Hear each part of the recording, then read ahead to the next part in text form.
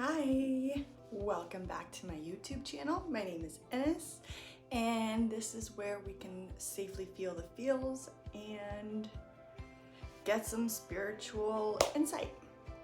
So today's episode is about honoring your shadows. So the whole point of us being here on earth is to master duality. What is duality? It is understanding that every single thing here on earth, whether it be an action or an emotion, has a light and a shadow. The light side of things is more on the happier side. The shadow side of things can come off more bad. However, the point of understanding duality and that everything has a light and shadow and honoring the shadows allows you to progress emotionally and spiritually, and it also allows you to learn how to process your emotions better. So for your shadows, for example, I have a list of them down here, so I'll be looking down at that. Some of your shadow emotions can be hate, insecurity, fear, anger, irritation, doubt, and so on. When you don't understand the shadow side of emotions and you start to suppress them, they start coming out in other ways.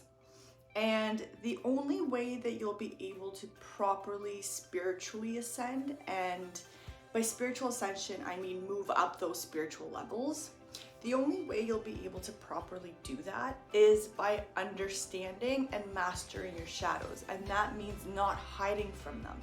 That means journaling about them, talking about them, understanding why you're getting triggered, when you're getting triggered, and then putting in the work to lessen the triggers and to understand more about what your shadows are actually trying to tell you.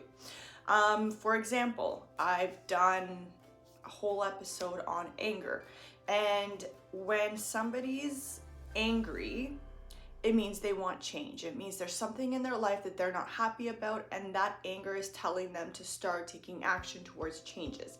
If you are ignoring your anger, how do you know what changes you need to take? So understanding your anger, understanding any of your shadow emotions, helps you broaden your path, and it helps you move along with your path and your purpose. Now this is something that you don't have to be on a spiritual journey for. This is just something that will also help you deal with emotional processing. Emotional processing is something that we're taught, or we're supposed to be taught, during our tantrum stage. And I witnessed this with my daughter, and I did a lot of inner child healing and learning about emotions and, well, just really mostly emotions at such a young toddler age. And that's where I discovered that tantrums are really important for your child to process. This is how they learn to process. So if you think back to how a lot of us have been raised in the past, or were raised during our tantrum stage, a lot of the times it was, oh, make them feel better, give them something to make them quiet, and so on and so forth. But really what we're supposed to be doing during the tantrum stage is allowing their emotions to just feel through.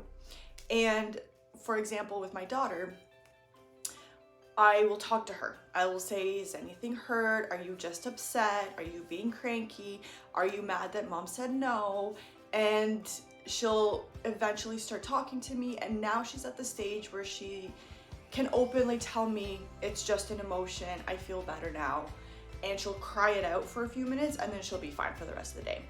And I never got that chance. My parents never really got that opportunity because we didn't really know what that was. I think everybody just expects tantrum stages, just kind of those like cranky stages of being a kid, but nobody really understands how important the tantrum stage is for actually processing your emotions. And that's why so many of us grow up having inner child issues, having emotional processing issues, where we just keep way too much inside and then we blow up, right? So the point of mastering duality is to get to unconditional love. I'm going to be doing an episode specifically on love. Okay, so I have a chart here. So I have the light side of the emotions, and then I have the shadow side of the emotion. So love is the light and hate is the shadow. And this one is important to talk about specifically in the next episode, because right now during this purge, we're purging all of our shadows that we've been holding on to. And what that means when you're purging a shadow emotion and processing it, it means you actually have to feel it, right? So right now, a lot of us are going through this. To get to love, we have to get through the hate. But some of us are getting stuck in the hate. Let's go back. So in order to have empowerment, you have to master insecurity. So for me, for example, I've been on Instagram for a long time, and it made me very insecure. Between the filters and the aesthetics and the photoshops and all of that, I just started developing body dysmorphia. Like, I hated everything about myself, even like my favorite things about myself.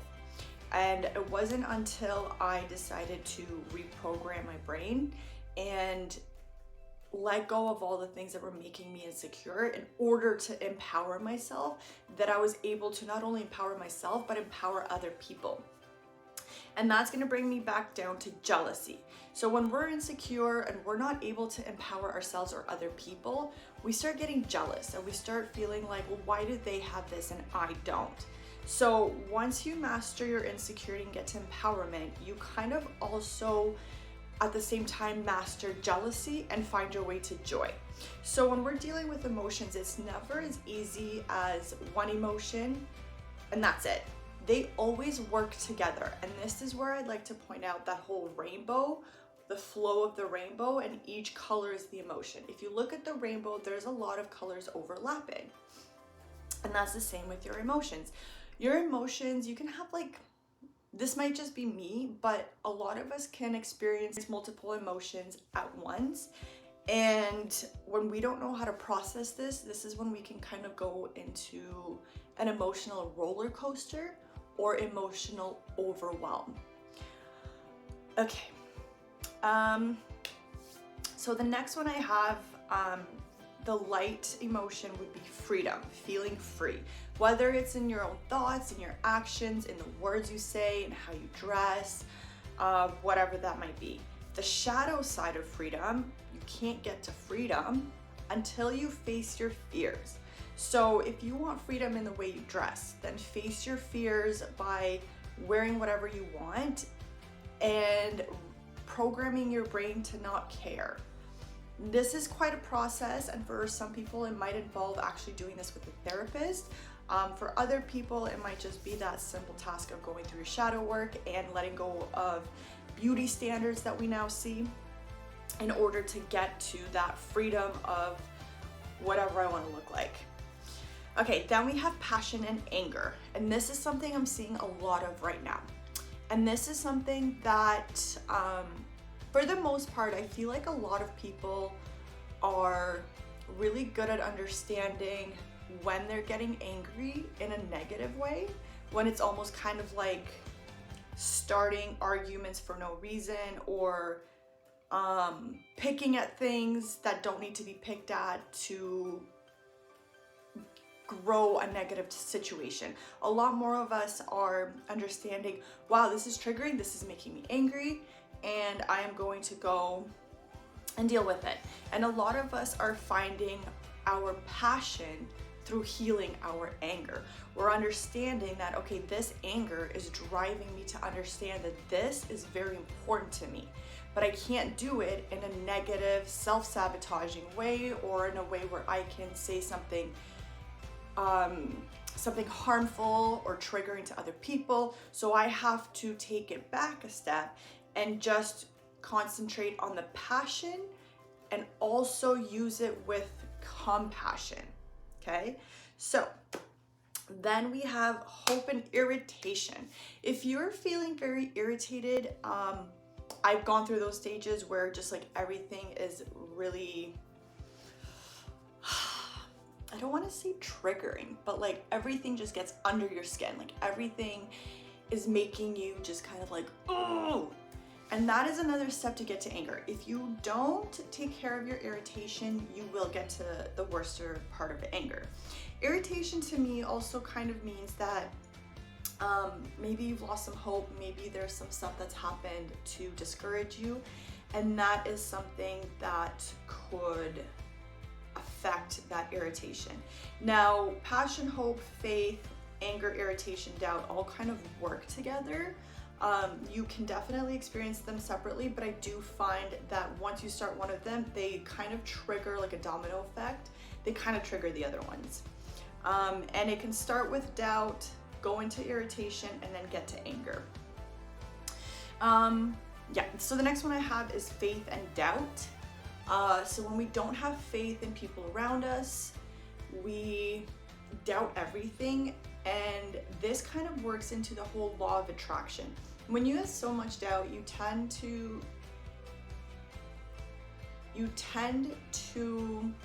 allow yourself to fall into victim mentality. And that's where, if you get stuck there, then you kind of get stuck experiencing a lot of those shadows unwillingly. So joy, in order to experience joy, we talked about this one, you have to master your jealousy, acceptance and denial, inclusion and ignorance. So right now, we are understanding how some of our peers are, how we've been hurting them without realizing. And this brings me back to capitalism, which to me is the same thing as colonization and the harm that was done. In order to be more inclusive, in order for us to unite, we have to stop ignoring what happened in the past. And I did a whole video on this, United in Conversation. And I feel like there's a lot of people who keep wanting to say, leave the past in the past. Why are you bringing this up? This is going to do more harm than good. I respectfully disagree. I know it's important for us to talk about the past and learn our lessons. However, we shouldn't concentrate so much on every single specific detail, because those are the details that can keep us stuck. So we have to learn from the details. We have to learn our lessons. We have to complete our cycles. But we have to keep mind of the bigger picture, which is uniting and changing the world for the better, one emotion at a time. So in order for us to be more inclusive, we have to be less ignorant of the things that have happened in the past, which are still currently happening today. Maybe not in the masses it happened in the past, but it's definitely still happening, so you can't deny that. If you do, you're just being ignorant and you are reducing everybody's ability to be more inclusive. Okay. The next one we have, and this one is, the last two are my favorite because they play a really important part into my next video, which is going to be talking about love, community and greed. So there are a group of people who think more of community. In the last video I did, forget the name of it, but it's the one that I'm gonna post right before this one, that I posted right before this one. And I talk about land back, I talk about capitalism, and I talk about how we need to start thinking about 400 years from now instead of me right now today, okay? When it comes to certain people, they will either think of themselves only. They don't care about other people. They will create enemies out of friends just to get their way.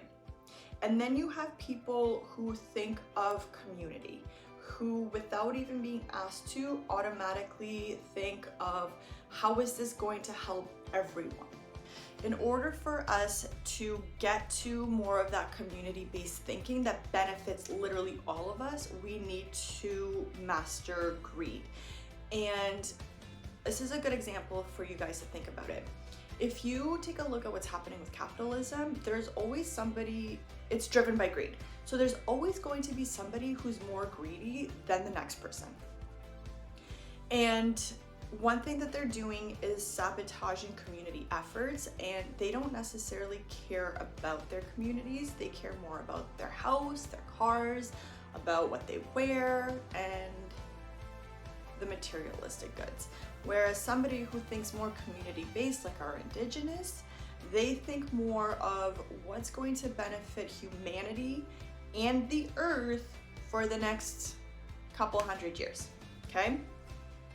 In order for us to bypass or master greed, we have to learn how to humble our egos. I know recently a lot of people experienced ego death, and ego in itself can actually have a light and a shadow side. When I do reviewing emotions, I talk about that emotion, how it affects specifically as a light and a shadow. So your greed, your ego, it can all have, even though it's more of a shadow emotion or a shadow thought, it has potential to help the light. And I'll give you an example.